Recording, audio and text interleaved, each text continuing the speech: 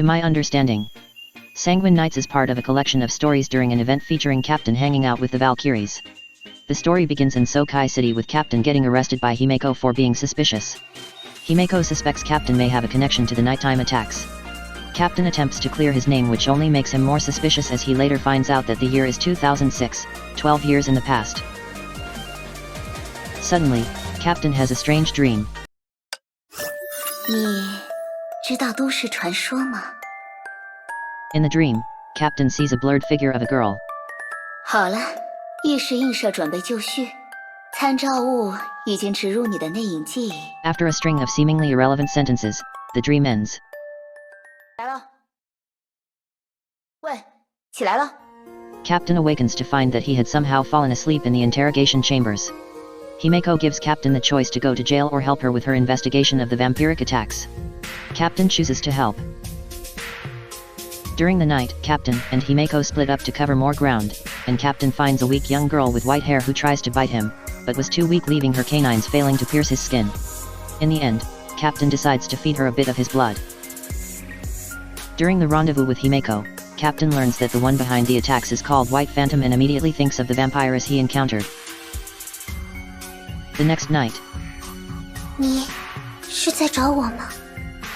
Captain encounters the vampiress again, who questions him about why he had helped her. After confirming Captain's harmlessness, the vampiress wants Captain's help in fulfilling Theresa's wish. Captain notices that the vampiress is talking about herself.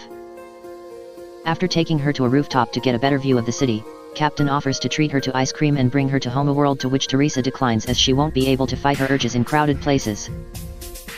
Theresa then tells her story. She was a creation from her grandpa whose sole purpose was to drink blood from her sister, as doing so would wake her sister up. The only gift from her grandpa were books that described the outside world. With her sister's help, she was finally able to escape to the outside world, but she could not resist her bloodthirst. It was then that Captain realized that Theresa is the White Phantom that Himeko spoke of.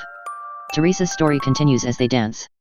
Since Theresa was just a puppet created by her grandpa to resurrect her sister, she was confused with whether or not her emotions were truly hers. Despite her sister's assistance in her escape, Theresa had run away from her sister. Failing to comfort her, Captain promises to bring her to Homeworld tomorrow night, but he ends up oversleeping. Learning that Himeko had tracked down White Phantom, Captain rushes to the rooftop to find Himeko and her friend about to land the death blow on Theresa. While shielding Theresa, Captain does his best to convince the girls to give Theresa more time, and he succeeds. However, 对不起。 succumbing to her bloodthirst, Theresa sinks her fangs into Captain and his life fades before their eyes. A gentle caress at the back of Captain's head eases his return to the real world. Captain opens his eyes to see a maid that reminds him that his mission is to find a future where Kallen still live. The maid surmises that Captain is confused due to synchronization issues causing a lapse in memory. Captain is soon overwhelmed by sleep before he can comprehend the situation and is sent back to the first night of the investigation. Captain, unable to remember his past experiences, passes off his anxieties as déjà vus, but calls out to Himeko before she disappears from sight. This time, instead of splitting up, Captain and Himeko investigate together, and they both encounter Theresa, who, not yet completely weakened, ends up attacking and biting Himeko. Soon after, Theresa releases her bite and apologizes as she runs away, leaving Captain with an unconscious Himeko. Captain carries Himeko back to her room and tends to her wounds as his awareness succumbs to the need for sleep. Captain wakes up in Himeko's room, where he finds half a photo of Himeko when she was a student at Caltech. As Captain heads for the door, he overhears a conversation between Himeko and a girl with silver hair before interrupting it himself. After the girl leaves, Himeko invites Captain out for a drink, where she reveals a bit about her past before passing out from being drunk. As Captain carries the drunk Himeko back to her room, he hears her mumble, 很快就会结束了。 Captain wakes up the next night with Himeko nowhere to be found. Captain remembers the conversation between Himeko and the girl the night before, and left in search of her, only to find that he was too late. 喂，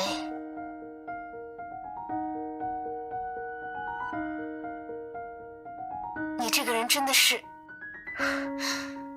明明不想再把你卷进来的。再见了，我的长官大人。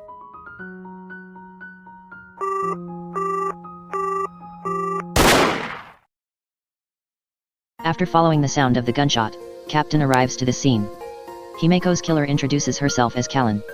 Upon asking why, Kallen gives Captain documents pertaining to A872 as well as her contact info.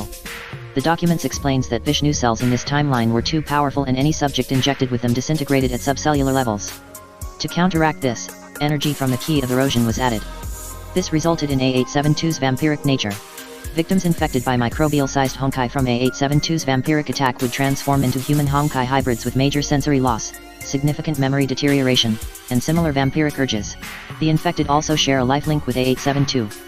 Before Kallen leaves, she tells Captain that Himeko wanted to die a human. Afterwards, Captain returns to his living quarters and goes to sleep. Captain wakes up to the maid again, who Captain naturally addresses by her last name, Ross Weiss. It seems that Captain has regained his memories, which somehow meant that he had one observation left. Captain asks Rita if there was a way to save both Theresa and Himeko, but Rita only reminds him of his task. Once again overwhelmed by sleep, Captain, with his memories intact, returns to the first night of the investigation, determined to save everyone. Captain reenacts the first observation, but uses Kallen's contact info to schedule a meeting with her. Pretending to be sent by the Overseer and using the information he gained from Kallen from the previous observation to gain her trust, Captain wants Kallen to observe Theresa's reactions on the rooftop.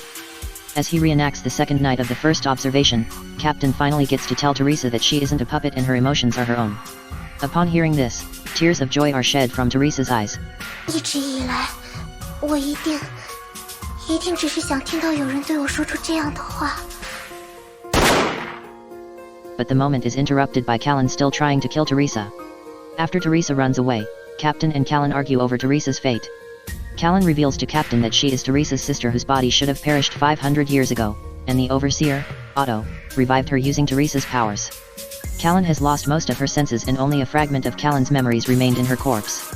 Seeing Captain's kindness, Kallen gives Captain a gun with a bullet that's both lethal to her and to Theresa. She wants Captain to make a choice. The choice to kill her, or Theresa. If Theresa dies, Kallen will also die. As a Kaslana, she can't allow Theresa to run wild.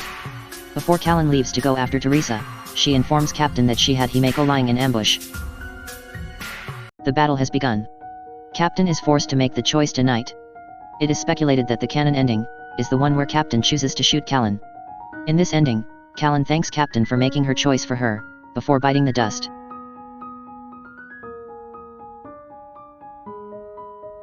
Unfortunately, Theresa could no longer control her bloodthirst and ends up killing Captain. 血，我要更多的血！住手！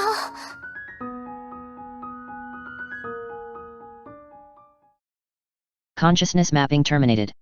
Captain wakes up to Otto and tells him that he failed to save Kallen in that timeline.